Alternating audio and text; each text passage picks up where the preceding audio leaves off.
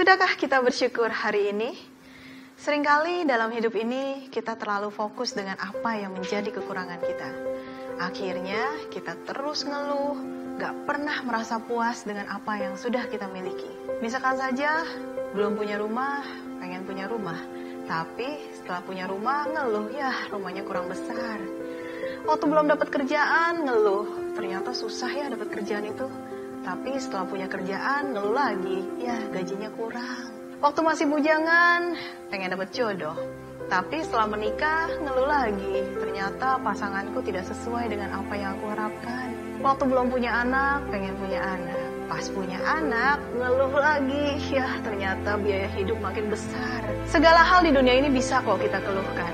Karena memang mengeluh itu gampang banget, gratis lagi. Saya sebagai seorang yang tidak bisa melihat, urusan mengeluh mah gampang banget buat saya. Kok Tuhan gak adil ya sama saya? Yang lain dikasih mata sempurna, saya enggak. Yang lain bisa melihat, saya gak bisa melihat. Dan masih banyak hal lagi yang bisa saya keluhkan dalam hidup ini. Tapi saya tahu, selamanya saya mengeluh, saya gak akan pernah merasakan yang namanya kebahagiaan. Saya coba belajar untuk selalu bersyukur. Apa sih yang masih bisa saya syukuri dalam hidup ini? Ternyata walaupun saya nggak bisa lihat, saya masih bisa dapat kesempatan untuk sekolah, punya banyak teman yang baik, bisa dapat kerjaan, punya pasangan hidup yang bisa ngertiin saya, terima kondisi saya apa adanya, dan ternyata masih banyak hal yang bisa saya syukuri. So, saya ingin memberikan tips bagaimana supaya kita bisa bersyukur dalam hidup kita.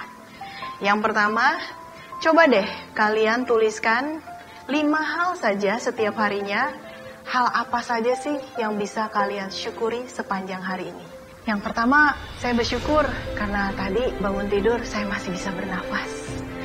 Lalu yang kedua, saya bersyukur karena saya bisa sampai ke kantor dengan selamat.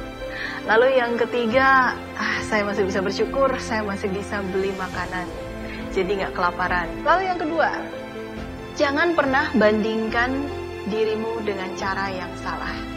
Misalkan, jangan pernah bandingkan dirimu dengan orang lain, tapi bandingkanlah dirimu dengan kamu di masa lalu. Contohnya, 10 tahun yang lalu, saya bekerja hanya sebagai seorang resepsionis. Tapi sekarang saya sudah bisa bekerja sebagai seorang trainer, bahkan bisa pergi sampai keliling Indonesia.